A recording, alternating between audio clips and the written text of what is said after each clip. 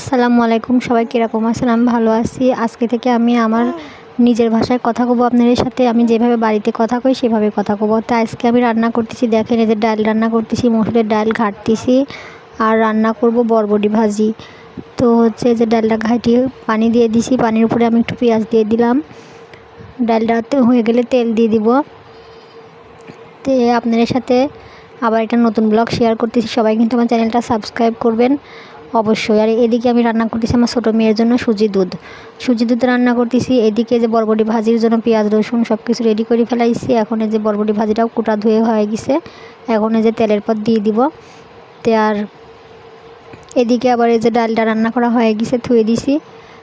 এই আলগা চুলার পর রাখি দিছি। নিভানো চুলা, আমি ওই চুলায় আগে রান্না করতাম, এখন গ্যাসে রান্না করি। বাবু খুব জ্বালায় এই জন্যেতে। এদিকে আবার আমার দেখেন এখনও বাবুর খেতাতে না কিছুই ধোয়া হয়নি। ওগুলো কখন ধুবো না আল্লাহ জানে। সব পানি ভিজা রাখি দিছি। তো আমার তো আর প্যাম্পাস কেনার মতো টাকা নাই স্বামীর কামাই। স্বামীকে এমন একটা দালালের হাতে বিদেশ দিতে পাঠাচ্ছি। ডেটের পর ডেট দিচ্ছে, কোনো আসল ডেট দিচ্ছে না, ভুয়া ডেট দেখা আমারে চুপ করে থাকতেছে।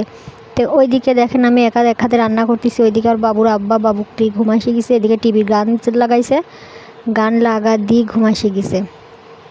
আর তারপরে যেদিকে আমি সব টপ পারি, ভাত পানি সব রেডি করে থুই দিছি। ডালের গাবলাটাও আনি থুই দিছি, থাল বাটি সব রেডি করেছি। আপনারা আবার কবেন না যে আমি একাই খেলাম, আপনারা ডাকলাম না। তাড়াতাড়ি চলে আসেন, সব কিছু রেডি করেছি, খেতা বালিশ পারি, ভাত পানি রেডি করেছি, চলে আসেন। আর এদিকে যে ভাজিটা চুলাই দিয়ে তুলে দিচ্ছি, ভাজিটা প্রায় হওয়ার দিকে, আরেকটু হইলেই হয়ে যাবে।